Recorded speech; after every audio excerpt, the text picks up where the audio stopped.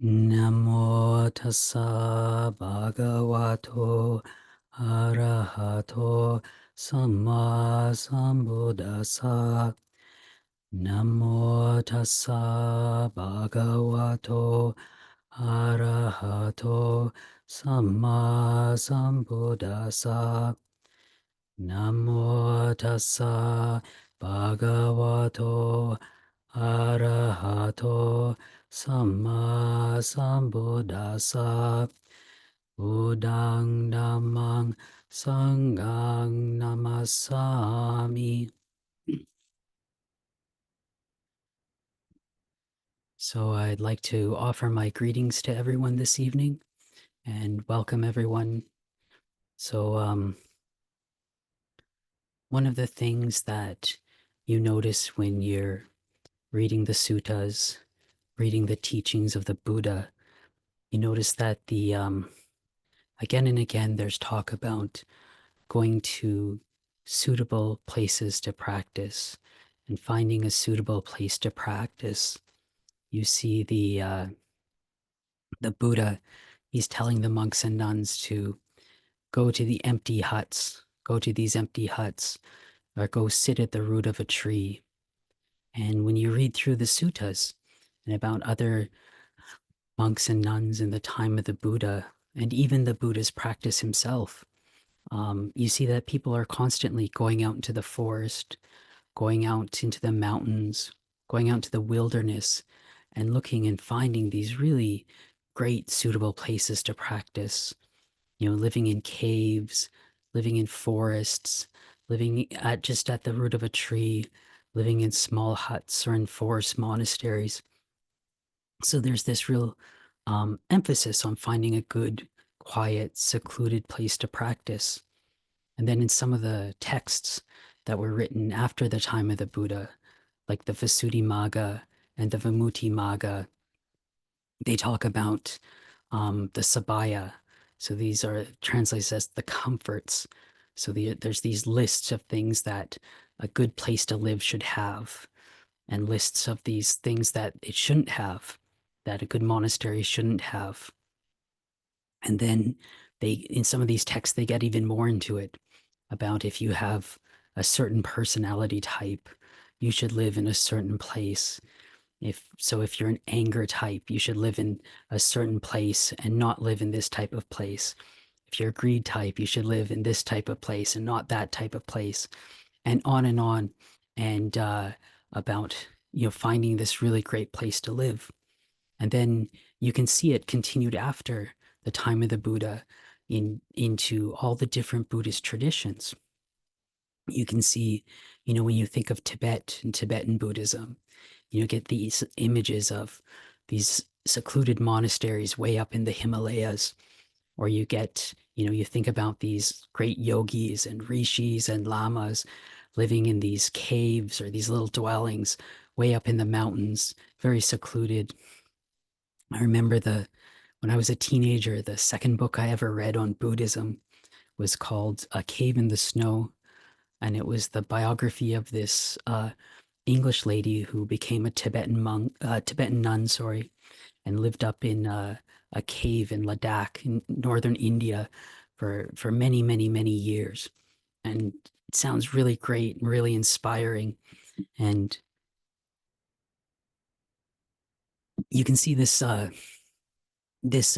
tradition was held in China, Japan, all the different Buddhist countries of monks going and nuns going and finding these great places to practice. And it's even carried over into the modern times in Thailand. So we have the Thai forest tradition, which is what I ordained into. And, it started in the 19th century with Lumpur Man and Lumpur Sao. And, so the monks are, you've got these big forest monasteries, and the monks go out and live in the wilderness in Thailand, in caves and mountains and in forests and everywhere out in nature, looking for really quiet, secluded places to practice. And when I ordained, I went to Wat Pah Nanachat, which is a forest monastery. And then throughout my junior years as a monk, when I was a novice, a, a junior monk, uh, we moved around a lot. So in our tradition, It's not like some of the ideas of certain Christian traditions where you ordain at one monastery and you stay there forever. So for us, we actually move around a lot. So I was sent to all these different um, types of forest and different monasteries, some small, some big.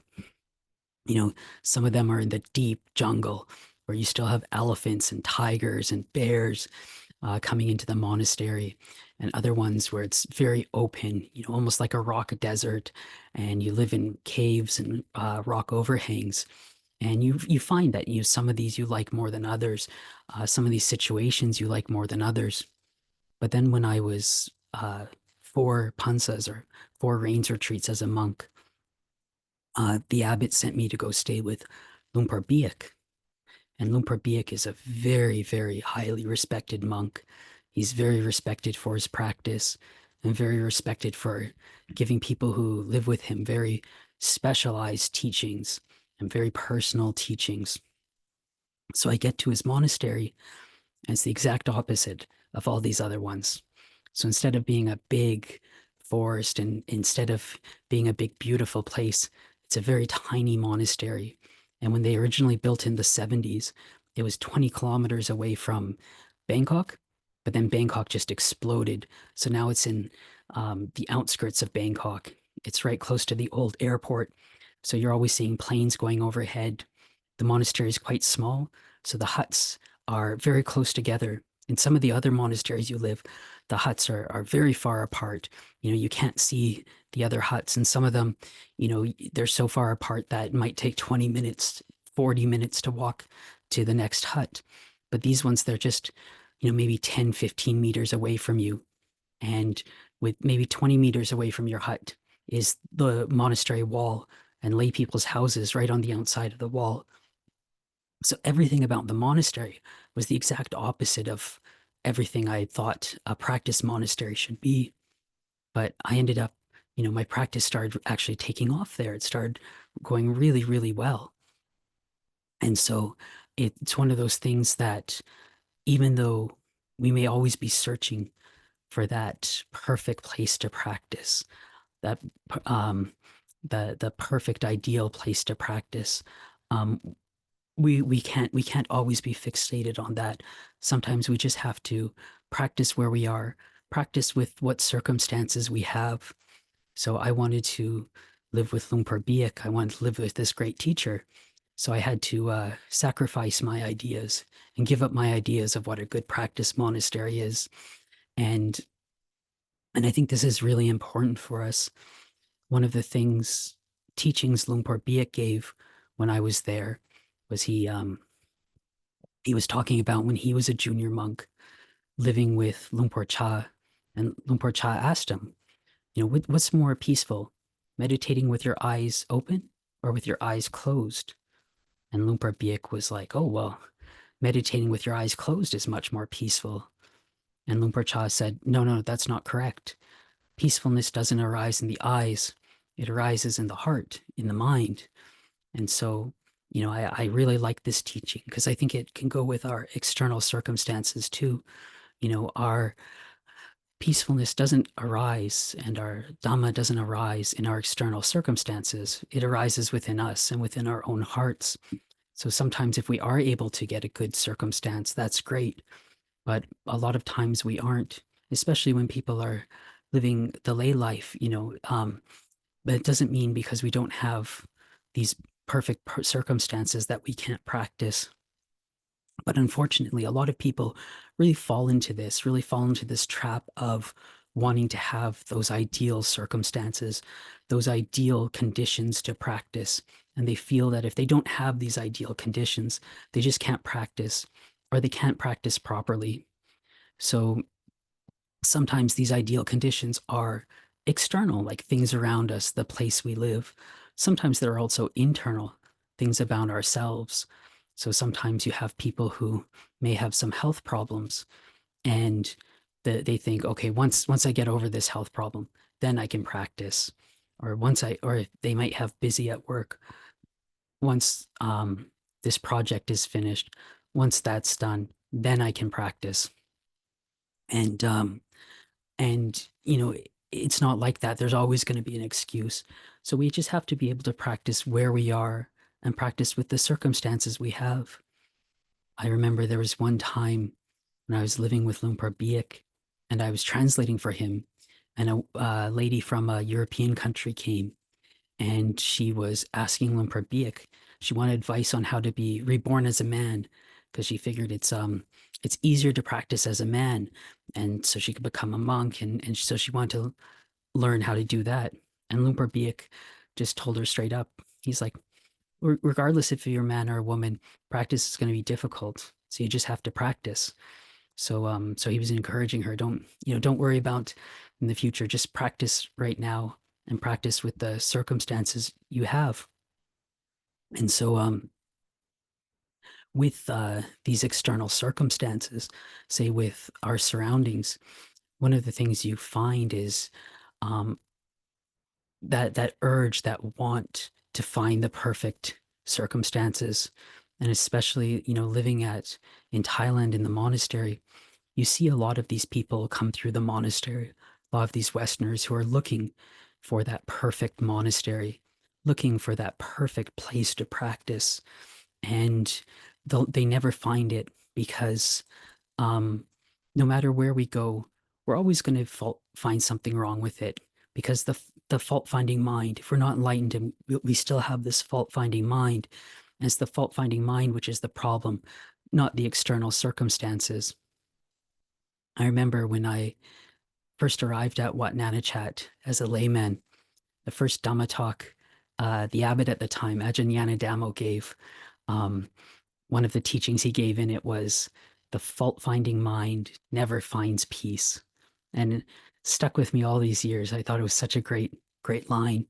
So it's one of the things, if we're always looking for things to be perfect, our fault finding mind is what's going to prevent that. So you'd see these people come through, these laymen come through looking for a monastery to ordain at, and they'd go all over Thailand to all these different monasteries. They go all through Burma and Sri Lanka, and then they'd go home to their girlfriends, and they never ended up ordaining. So we've got to learn how to just practice where we are and practice with the circumstances we have. So it was another one of these teachings Lumpur Biek used to give us, because again, his monastery doesn't have the ideal circumstances for practice. It's small, it's loud, everything's close together. So he would teach us that um, he said there's two types of samadhi. So samadhi is our concentration. So he said there's samadhi with arome and samadhi without arome. So arome is a word, in Thai it can mean either mood, but it comes from the Pali word aramana. So meaning like sense contact. So here it means like there's samadhi with sense impingements and samadhi without sense impingements. So and he'd say, when we go and practice in the forest, so you're way off in the forest, super quiet, peaceful place, he'd say, this is samadhi without, or this is like meditation, concentration without any impingements. And he said it's very easy, it's much easier to develop, and your mind gets very peaceful. But he said what can happen is when you leave those circumstances, when you leave those ideal circumstances, your samadhi can fall apart because but if your practice in these circumstances which aren't ideal, so he would reference his monastery. He'd say this is samadhi with arome. So this is samadhi or meditation with these sense impingements. And he said it's much more difficult to practice, but if you're able to actually work with it, develop and get your samadhi, then he says it becomes very firm, a very firm meditation and firm samadhi, firm concentration, and it doesn't get shaken very easily. And so for people living the lay life, and it can be like that too. There's so much in life which is pushing us away from practice, away from meditation. There's everything is about sense pleasures. Everything is meant to stimulate the mind and go with the way of the world. But if we're able to actually work on developing our own practice with this, that practice we've developed is going to be very firm, very strong. So it would be kind of similar to if you had someone who was trying to diet, trying to lose weight. And so they went, you had one person who went to like a camp, like a weight loss camp, and the food was very restricted there. You were only giving this much food a day, and then, can lose weight very easily. But then when they come back to their normal life, they come back from that fitness camp, it's going to be much more difficult because now they've got all those options again. But if you can get someone who, while living in the normal life, is able to become disciplined with what they eat and what they're putting in and eat healthy, then that's going to be very strong because they've already dealt with having those other options there, and their dedication to it, their strength is much better. So when we're practicing and practicing as a layperson, you've got to really focus on that. But you can get very strong, uh, a very strong foundation. It's the same with, say, trying to keep morality. Like, I always joke, when you're living in the monastery, we've got all these rules we've got to keep, but it's actually very easy to keep them. We have 227, but it's very easy to keep them in the monastery because everyone's keeping them. The whole system is designed to help you keep your rules. But whereas in the lay life, if you keep, say, the five precepts, um, it can be more difficult because you have so much trying to encourage you not to keep the rules. So, but again, if you can, it becomes very firm. And then in Thai, there's this word they say, "Khao Nisai," like it enters your personality, becomes part of who you are. So keeping precepts and practicing just becomes very normal for you. It becomes part of who you are, part of your daily life. And so I'd like to offer that as a bit of an encouragement and a bit of a reflection for everyone tonight.